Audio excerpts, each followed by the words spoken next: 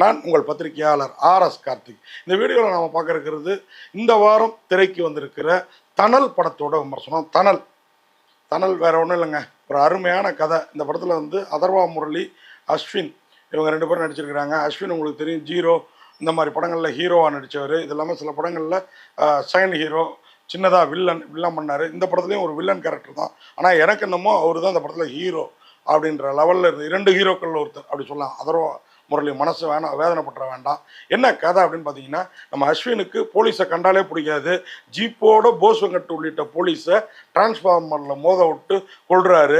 அடுத்து கட் பண்ணால் பார்த்தீங்கன்னா, போஸ் வெங்கட்டோட மகன் நம்ம அதர்வா முரளி, இன்னும் ஜாரா நம்ம தெரியும் இல்லைங்களா, இந்த ஒரு டபுள் மீனிங் காமெடியெல்லாம் வெளுத்து வாங்குவார் அந்த ஜாரா. அதே மாதிரி இன்னொரு நண்பர் பாரத், இந்த படத்தோட ஒளிப்பதிவு இயக்குனர் சக்தி சரவணனோட மகன்.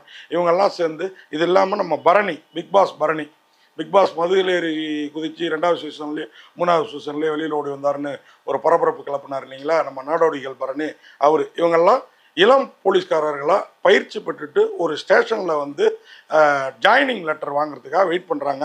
மொத்தம் 6 இளைஞர்கள். இவங்க வந்து இவங்களுக்கு ஜாயினிங் லெட்ரு கொடுக்காம, நம்ம நினைக்கிற மாதிரியே போலீஸ்காரங்க கிடையாது. புதுசாக வர்ற போலீஸ்காரங்களாம் அவங்களும் யூடிசிங்கெலாம் கிட்டத்தட்ட பண்ணுறாங்க, உயர் அதிகாரிகள்.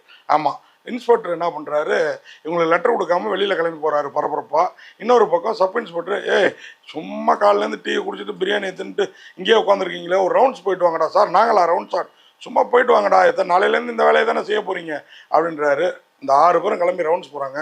போகிற வழியில் ஒரு ட்ரைனேஜ் குழியிலேருந்து ஒருத்தன் தலையில் ஹெட்லைட்லாம் வச்சுக்கிட்டு, நம்ம கேப்டன் பிரபாகரனில் படத்தில் பார்த்த மாதிரி லைட்லாம் வச்சுட்டு இவங்கள பார்த்தோன்னே செதறி ஓடுறான். அவன் ஒரு காலி செய்யப்பட்ட குடிசை பகுதியில், அந்த குடிசை மாற்று வாரியத்தால் அந்த பகுதி காலி செய்யப்பட்டு அவங்களுக்கு வேறு இடத்துல எங்கேயோ வீடு கட்டு தரன்ட்டு நம்ம அரசியல் லாபங்களுக்காக நம்ம ஊர் அரசியல் தலைவர்கள் பண்ணுவாங்க இல்லையா, அப்படி காலி செய்யப்பட்ட குடிசை வாரிய பகுதியில் ஒரு கும்பல்னா பெருங்கும்பல் சட்டத்துக்கு புறம்பான செயலில் ஈடுபட்டிருக்குது. ஏன் அவங்களுக்கு போலீஸை பிடிக்கல அப்படின்னு பார்த்தீங்கன்னா, ஏன் அவங்க சட்டத்துக்கு புறம்பான செயலில் ஈடுபடுறாங்க அப்படின்னு பார்த்தீங்கன்னா, அதுதாங்க அந்த படத்தோட கதை. அதுக்கு தலைவராக இருக்கிறாரு மிலிட்ரியிலேருந்து கொஞ்ச நாள் ட்ரைனிங் ஆகி வெளியில் வந்த அஸ்வின் காகமனு. ஏன் அவர் அதுக்கு தலைமை இருக்கிறாரு அப்படின்னு பார்த்தீங்கன்னா, ஒரு பழிவாங்கல் நோக்கம்தான். அரசாங்கத்தால் அவரும் அவங்க ஊரும் பெரும் பாதிப்புக்கு உள்ளாக, அந்த பாதிப்புக்கு பதிலடியாக போலீஸ்காரங்களை தீர்த்து கட்டுறத தலையாய கொள்கையாக கொண்டிருக்கிறாரு அஸ்வின் காகமனு. இதை பார்த்துட்டு அதர்வா முரளி அவரை வந்து அவ்வளோ சீக்கிரம்லாம் அசைக்க முடியாது.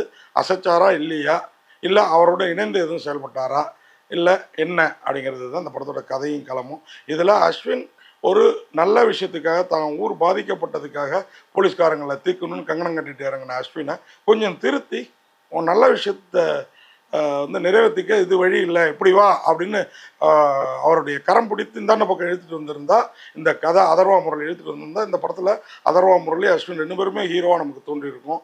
ஆனால் அப்படி இல்லாமல் நல்ல விஷயத்துக்கு போராடுற அஸ்வினை கூண்டோடு கைலாசம் அனுப்ப நினைக்கிற அனுப்பிச்சாரா இல்லையா அப்படிங்கிற அதர்வா முரளி நம்ம கொஞ்சம் மைனஸாக தெரிகிறாரு. ஆனாலும் படம் வந்து தணலாக தகிக்குது, கனலாக கமர்ஷியலாக இருக்குது. இந்த மாதிரி சில லாஜிக் மிஸ்டேக் மட்டும் தவிர்த்துட்டு பார்த்தா உண்மையாக தணல் வேறு லெவல் படம். அதர்வா முரளி ஆகட்டும், அதர்வா முரளிலாம் நடிப்பை வந்து அப்படி கொண்டு வந்திருக்கிறார் இந்த படத்தில். அதுமாதிரி அஸ்வின் காகமனு அவரும் மிரட்டிருக்காப்புல, அந்த அழகான முகத்துக்குள்ளார இப்படி ஒரு வில்லத்தனமா அப்படின்ற மாதிரி. லாவண்யா திருப்பதி அவங்க தான் கதாநாயகி, கொஞ்ச நேரமே வராங்க. அதே மாதிரி இந்த படத்தில் வந்து இன்னும் நிறைய பேர், நான் சொன்ன மாதிரியே பரணி, பிக் பாஸ் பரணி, நாடோடிகள் பரணி, இந்த ஜாரா, அது மாதிரி பாரத் எல்லாருமே இருக்காங்க. இந்த படம் என்னத்தை வலியுறுத்துது அப்படின்னு பார்த்தீங்கன்னா, உண்மையாகவே ஒரு வித்தியாசமான கதை தான். அது வந்து தப்பு சொல்ல முடியாது. ஆனால் இதை செஞ்ச விதம், அதாவது இந்த படத்தை வந்து அன்னை ஃபிலிம் ப்ரொடக்ஷன்ஸ் பேனரில் தயாரிச்சிருக்கிறாங்க. இந்த படத்தை ரவீந்திரா மாதவா வந்து இயக்கியிருக்கிறாரு. இந்த படத்துக்கு மியூசிக், ஒளிப்பதிவு எல்லாமே சிறப்பாக இருக்குது.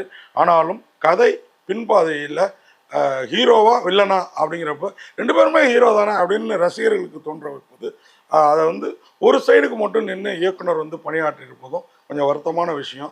2 பக்கத்தையும் பேலன்ஸ் பண்ணியிருந்தாருன்னா தணல் இன்னும் வேறு லெவலில் தணலாக தகித்திருக்கும், கனலாக கலக்கி இருக்கும் அப்படிங்கிறது நம்மளுடைய கருத்து.